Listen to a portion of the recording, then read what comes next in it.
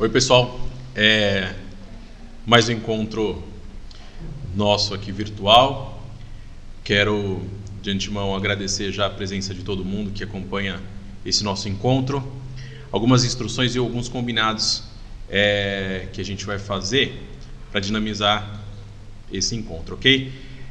Primeiro eu vou pedir, já reforçar aí, na verdade, que eu não estou usando a máscara aqui, mas toda a equipe do suporte aqui sim, e a gente está num local onde a distância garante a segurança do todo o grupo, ok? A gente vai fazer esse momento com as cidades de Francisco Morato e Caieiras, um momento de interação entre as 10 e 11 horas. Então os professores aí que realizam 5 horas de ATPC ou mais nesse momento das 10 às 11 é que farão a interação conosco, ok? E depois, na sequência, das 11 às 12 horas, o pessoal de Cajamar, Franco da Rocha e Mariporã é que estará presente no momento de interação.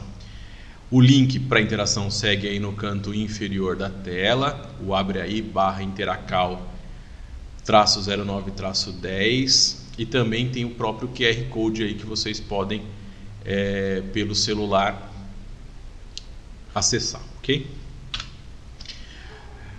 A gente já abordou esse tema em outros momentos, mas a gente vai reforçar a metodologia ativa para o uso da tecnologia no ensino, e a gente vai trazer e vivenciar pouco, mas em alguns momentos, links de acesso a ambientes virtuais e que nos propiciem aí navegação nessas plataformas e que a gente utilize isso como ferramenta também para o ensino.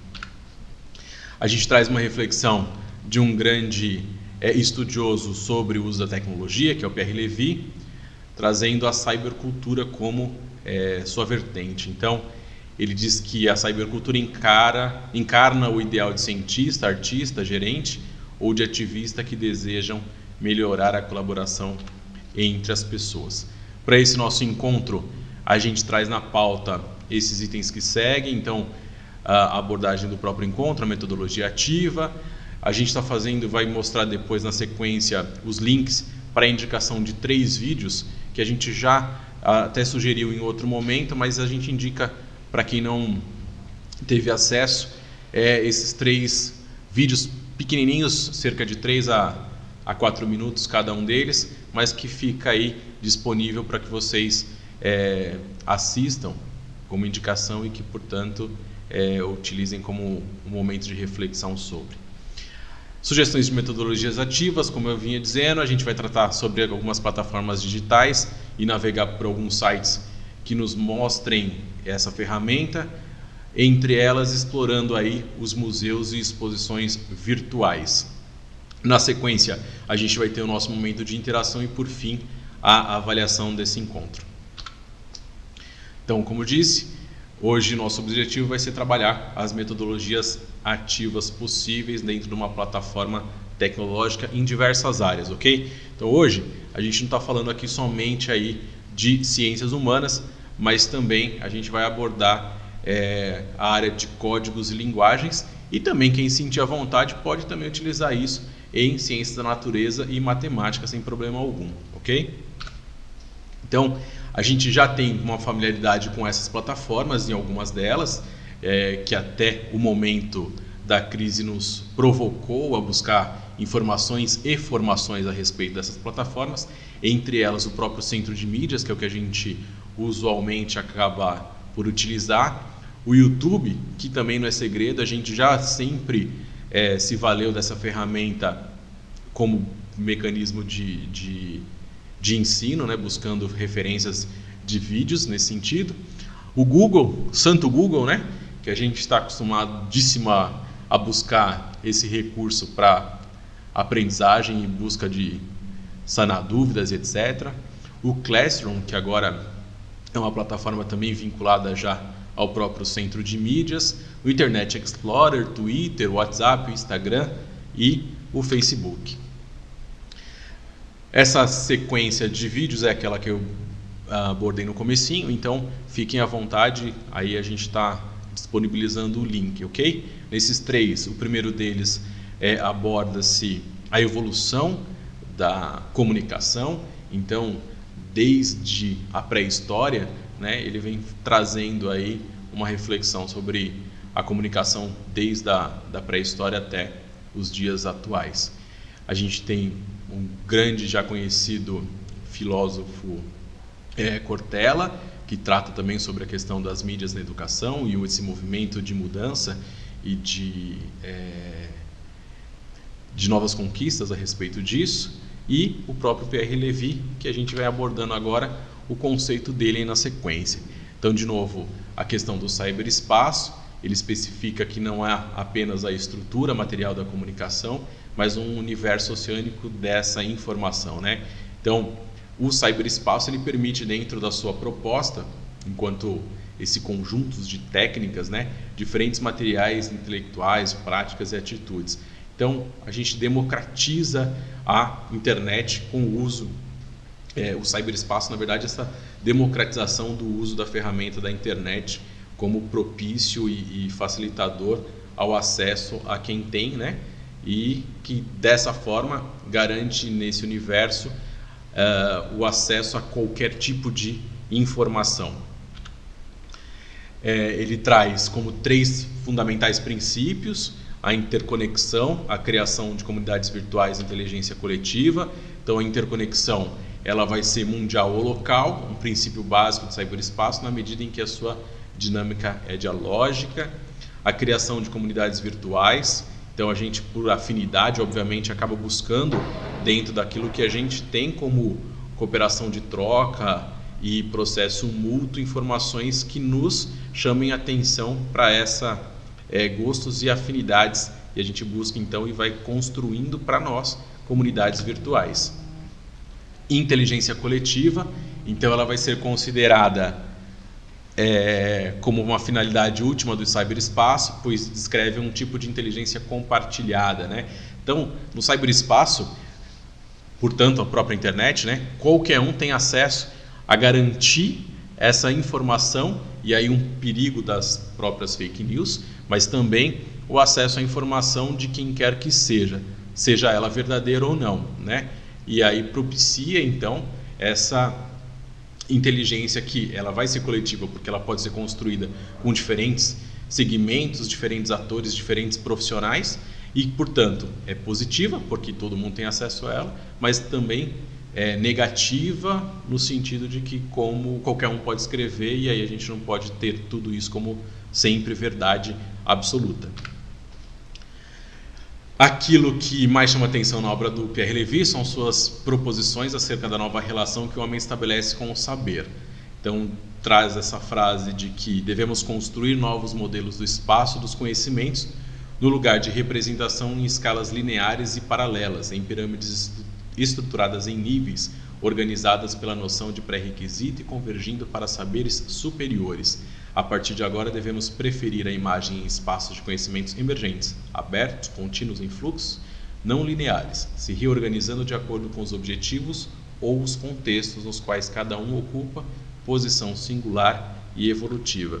Então vejam, cada um de nós tem, portanto, como havia dizendo, esse acesso à informação, e isso provoca que o professor, obviamente, também busque essa informação continuamente e a própria formação por consequência, né? Hoje, o aluno tem acesso a essa formação e a essa informação tanto quanto o professor. Então, veja, aquela história que a gente já lá no século passado, né? Às vezes tinha como medo do excesso de informações, e depois na virada do bug do milênio isso também nos provocou a ficar ressabiado. Então vejam, poxa, eu tenho acesso a determinada informação porque agora eu tenho internet, e o professor acabou tendo medo, né, com a vinda e o bug dessa internet, o boom da internet, na verdade, de que o professor seria ou poderia ser substituído pela internet, e não é verdade.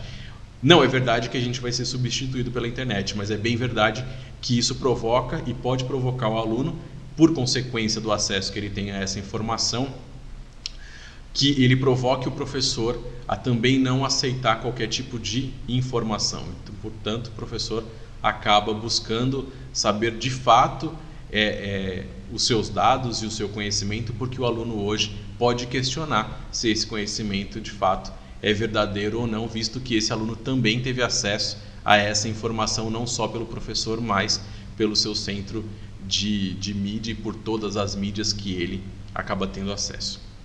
Bom, eu vou deixar vocês agora com a professora Ana Luísa. Ela vai abordar os temas, vai abordar o tema da metodologia ativa dentro do seu conceito nas plataformas digitais, através do próprio ferramenta do documento orientador que a Secretaria encaminhou, trazendo aí o viés da BNCC e trazendo o viés do currículo paulista como abordagem para a sequência desse nosso encontro. E daqui a pouco a gente eu retorno com vocês, voltando a explorar as plataformas digitais, ok? Até já então, passo a palavra agora para a professora Ana Luísa, que segue na sequência desse encontro. Olá, professores, meu nome é Ana Luísa, eu sou PCNP de Filosofia e eu vou aqui fazer uma parte que foi elaborada pelo meu queridíssimo Eliseu, PCNP de Geografia, que elaborou esse material maravilhoso para vocês, mas hoje quem vai falar um pouquinho dele sou eu. Então a gente vai lembrar aí que no documento orientador, lá na página 21, ele fala da importância das plataformas digitais, né, e das diversas que estão aí disponibilizadas gratuitamente para a rede estadual, e também lá no Centro de Mídias, agora você acha no site deles todas as plataformas que foram disponibilizadas gratuitamente para nós, funcionários da educação do Estado de São Paulo. Então é bem legal que vocês verifiquem isso, analisem bem a adequação do conteúdo de vocês, o que dá para usar, o que não dá, sempre lembrando de alinhar com as habilidades do currículo, né? Porque a gente tem que sempre fazer essa interlocução de todo o nosso trabalho. Aí, continuando, a BNCC traz isso, né, a questão da metodologia ativa, e a cultura digital está aqui na quinta, né, nos 5 dos 10 passos da BNCC, que seria compreender, utilizar e criar tecnologias digitais de forma crítica, significativa e ética. O currículo paulista, na sua competência geral número 5, também fala sobre a tecnologia. Então, ela fala justamente sobre compreender, utilizar e criar tecnologias digitais de informação e comunicação de forma crítica, significativa, reflexiva e ética, nas diversas práticas sociais, incluindo as escolares, para se comunicar, acessar e disseminar informação, produzindo conhecimentos, resolver problemas e exercer protagonismo e autoria na vida pessoal e coletiva. Bom, o que é uma metodologia ativa? É qualquer abordagem na qual todos os alunos participam ativamente do processo de aprendizagem. O aprendizado ativo pode assumir muitas formas e ser executado em qualquer disciplina. Comumente, os alunos se engajarão em atividades pequenas ou grandes, centradas em escrever, falar, resolver problemas, refletir, criar, enfim, as possibilidades aí dependem da nossa criatividade. Bom, metodologia ativa. Qual é a diferença dela para a metodologia tradicional? A metodologia ativa, né, ela foca mais no papel do aluno, colocar o aluno no centro como protagonista. Enquanto que a metodologia tradicional, os alunos são aqueles receptores passivos de conhecimento de um estudante, de um especialista, perdão. Na ativa, os alunos participam ativamente da construção do conhecimento com o apoio de um especialista. Então, o papel do professor na metodologia ativa é de apoio, de suporte e não de transmissor do conhecimento. Bom, então vamos lá. Continuando, vantagens e desvantagens da metodologia ativa. As principais vantagens são que ela estimula as diferentes formas dos alunos aprenderem, estimula as competências necessárias para o século XXI, deixa a aula mais dinâmica e, entre aspas, aí desafoga um pouco o professor. Porque você ficar falando durante 40 minutos numa aula é muito cansativo. Então, as principais desvantagens da metodologia ativa são maior dificuldade na garantia de uma aprendizagem comum a todos e difícil aceitação dos alunos. no começo, já que existe mais esforço. Então, tudo que a gente não está acostumado no começo causa estranhamento, às vezes os alunos não querem, enfim, não é fácil a gente implementar coisas novas. Para o professor também é difícil, a gente está acostumado com o nosso jeito e às vezes mudar é um pouco complicado. Porém, às vezes essa mudança é muito compensatória, vale muito a pena. Então, a gente tem que pelo menos tentar. Então, a metodologia ativa, ela é importante que ela linke todas essas coisas, a cognição, o interpessoal e o intrapessoal, né? Então, ele tem que refletir, pensar no cognitivo, tem que saber conviver com os outros, trabalhar em equipe, a liderança, e no intrapessoal é a consciência, a saúde física e psicológica, conhecer suas próprias emoções, que é uma coisa também bastante importante. Ensino híbrido é um modelo de educação formal que se caracteriza por mesclar os dois modos de ensino, porque às vezes a gente precisa sim do professor transmitir aquele conhecimento, dar aquela base inicial, dar aquela introdução. Então não dá para ficar só na metodologia ativa, como também é muito cansativo ficar só no ensino tradicional. Então o ensino híbrido ele também pode ser utilizado online, né? O aluno dentro ou fora da escola usar as ferramentas online, usar os computadores disponíveis na escola, né, e se apropriando desses materiais, e também do offline. É legal também que o aluno ainda saiba pegar um livro, ainda use o dicionário de vez em quando, nem que seja só para ver a diferença de como era para como estamos hoje, porque hoje em dia todo mundo só usa o dicionário no celular, né? Então, a ideia é que a parte online e offline se conecte e se complemente, proporcionando diferentes formas de ensinar e de aprender. Então, a metodologia ativa, ela engaja o aluno em discussões eficazes, permite a colaboração e aprendizado entre os pares, estimula o estudo frequente e contínuo. Então, muitas vezes o aluno tem que continuar na casa dele, o que foi proposto em sala de aula, senão ele não consegue atingir o resultado, os objetivos, né? Então, também teria esse estímulo aí.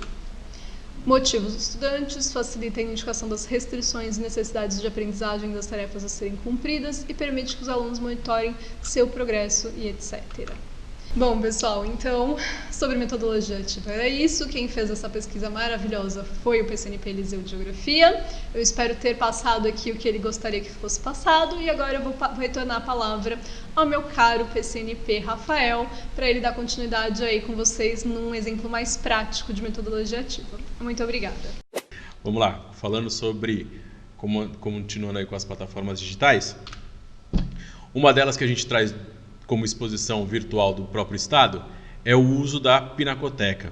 Então, quando a gente está explorando a exposição virtual, a Pinacoteca ela traz como recurso para a gente uma série de obras que estão lá disponíveis para que a gente possa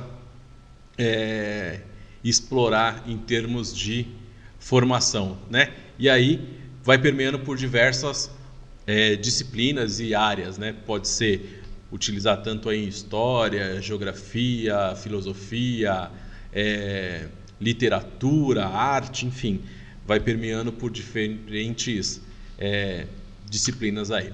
A Casa das Rosas também está com exposições virtuais.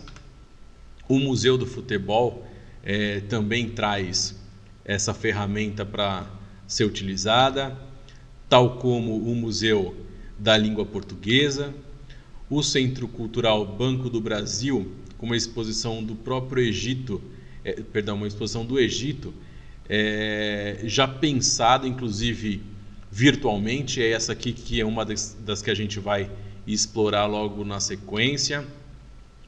O Museu do Louvre, Museu da Imagem e do Som, o Arquivo do Estado, que também tem uma proposta muito bacana enquanto atividade, né? E entre elas, tem algumas, e entre elas eu destacaria até para o pessoal de língua portuguesa, para o pessoal de história, por exemplo, ela trata a questão da gente poder se utilizar de livros, né? Com grafias à época, e que a gente faz uma atividade aí provocativa aos alunos de tentar traduzir aquilo que nas suas escrituras de forma antigas estavam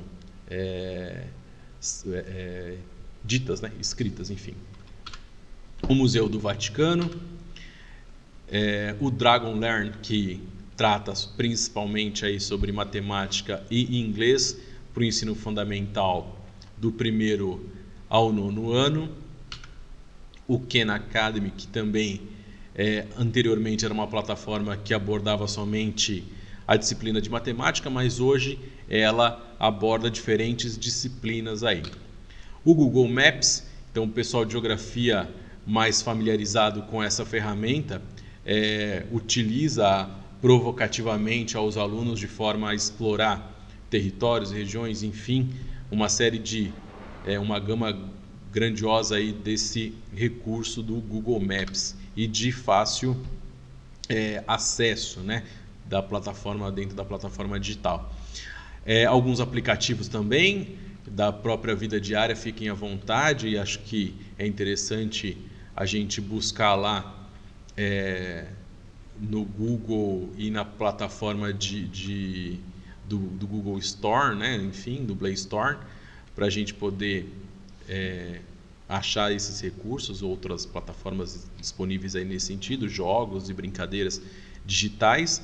E a Secretaria de Educação encaminhou também para as escolas um documento orientador com uma série de links aí disponíveis para que a gente se utilize de forma virtual.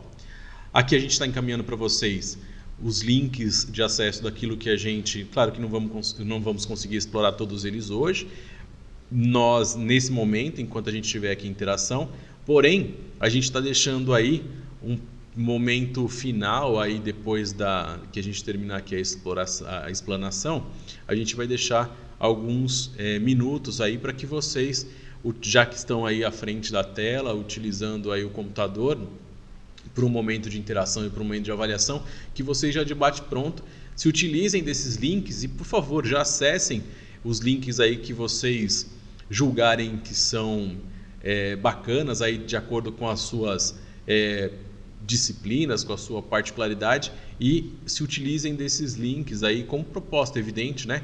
Para que vocês já se familiarizem com eles, né? E aí a gente também fica à vontade para receber a manifestação de vocês de outros links que venham a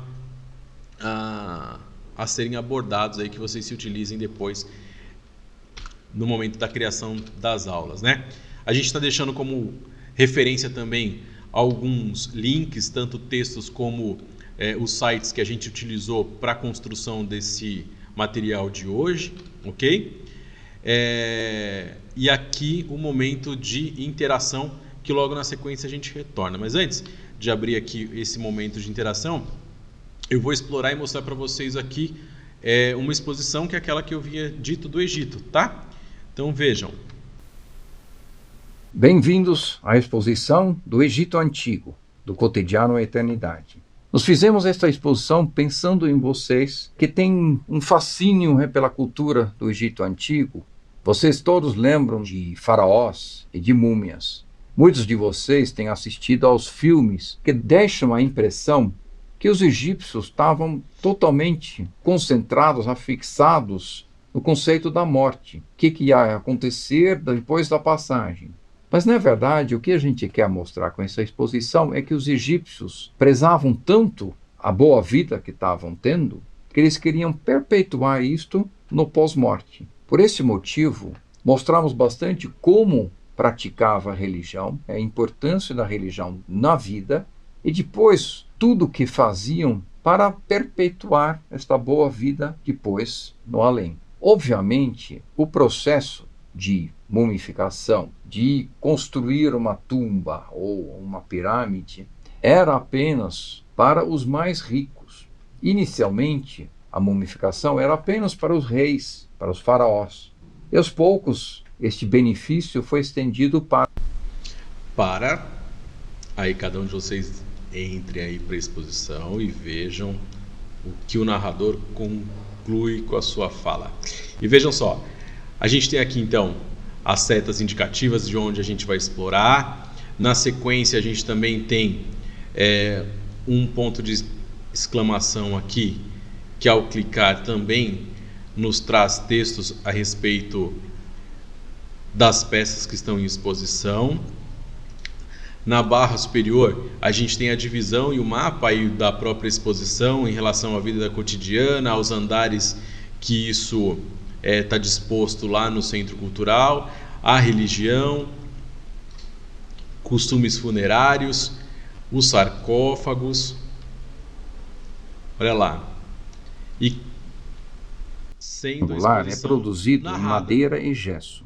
Na altura da cabeça, os olhos de Horus são representados em um quadrado branco, em posição correspondente ao local onde Que também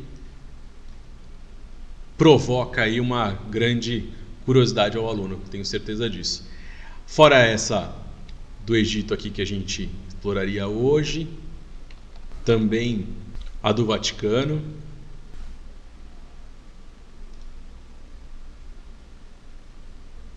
Quando a gente entra aqui no link de explorar, por exemplo,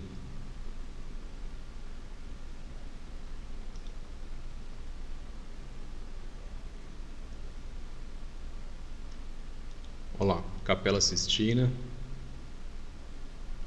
tour virtual.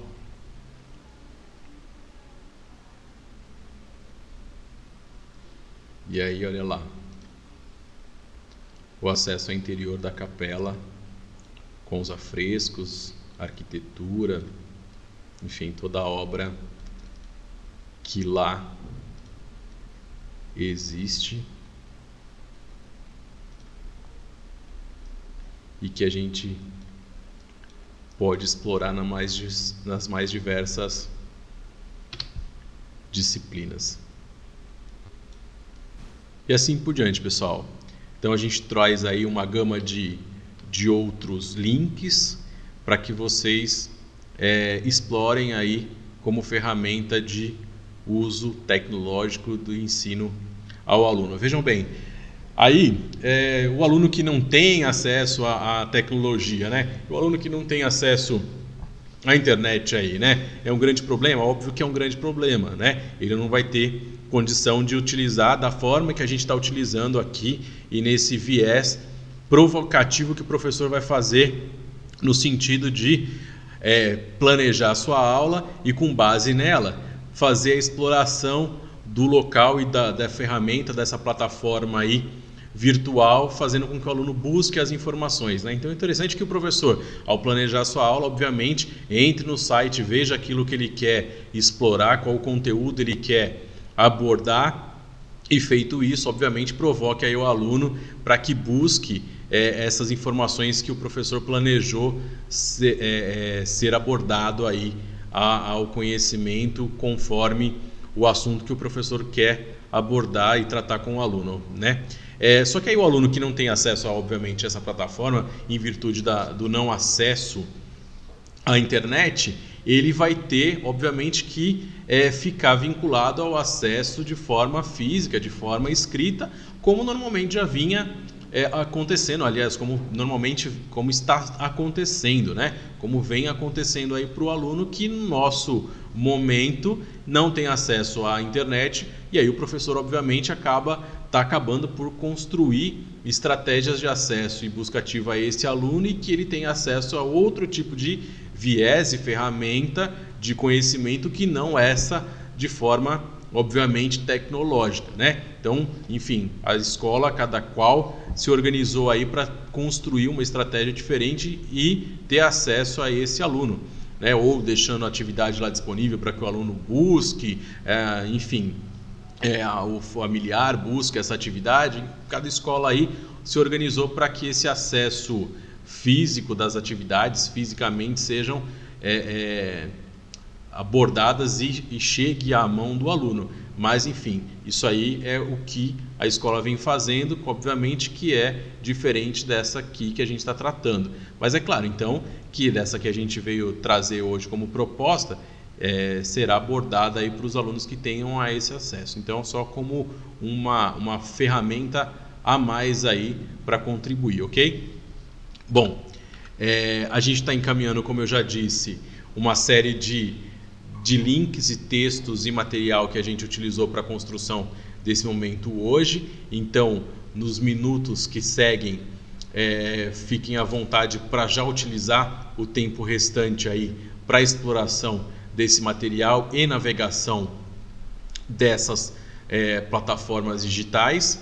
Aí a tela vocês veem o nosso link de interação. Então, o professor que hoje aí tenha alguma dúvida, tenha alguma informação, sugestão para poder contribuir, e se tiver vontade de fazê-lo, que abra aí pelo link, até pelo próprio QR Code, se assim o quiser, e faça a devida interação conosco, ok? Que vai ser respondido logo na sequência, conforme aquele quadro de horários que a gente apresentou no início do nosso encontro hoje. Perfeito?